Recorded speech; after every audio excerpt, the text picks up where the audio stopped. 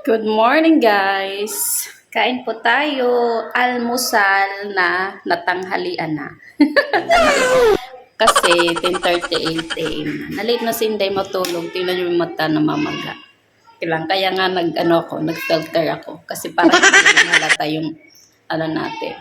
Dahil sa tulog ng tulog. Paano hindi mapapasarap ang tulog natin? Ang lamig-lamig ng panahon. Ayan. Tapos may kasamang gatas. Sinaluan ko lang ng konting kape. Kasi namiss ko na yung kape. Kahit acidic ako, go pa rin. Pero minsan lang naman. Ayan. Pero maraming gatas yan nilagay ko.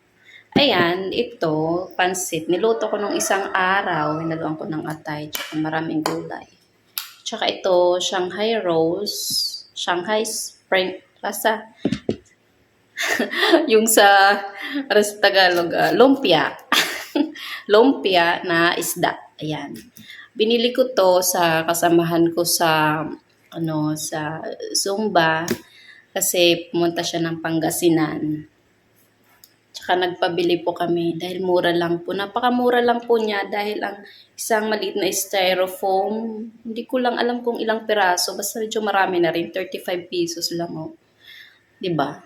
O ilang ulaman na to, 'di ba? Mura ka na. Ayan, yung pansit ko na parami. Ayan, nalagyan ko lang ng atay ng manok kasi yun naman ang gusto ko talaga sa pansit. Pansit bihon, tsaka atay ng manok balon-balunan. Yun. Ano na ako niyan? Solved na ako niyan. Basta maraming gulay. Pinapa ko na nga yung gulay. Kain tayo guys. Almusal pa tayo. Kung hindi ko kumakain dyan, samahan niyo ako.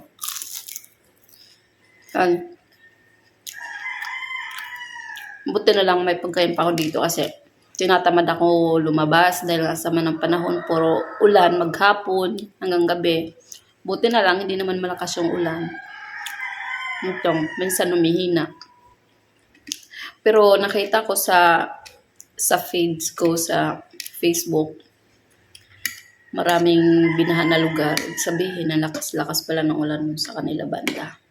Buti na lang dito hindi masyado. Tsaka pasalamat pa rin ako sa Panginoon dahil mataas naman yung lugar dito sa amin, dito sa inanuhan ko po.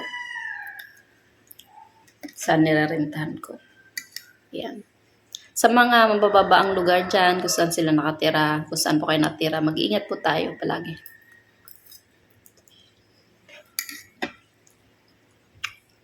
Ayan guys, yun lang po. Pumuwala ng manalangin araw-araw. Lang po, God bless.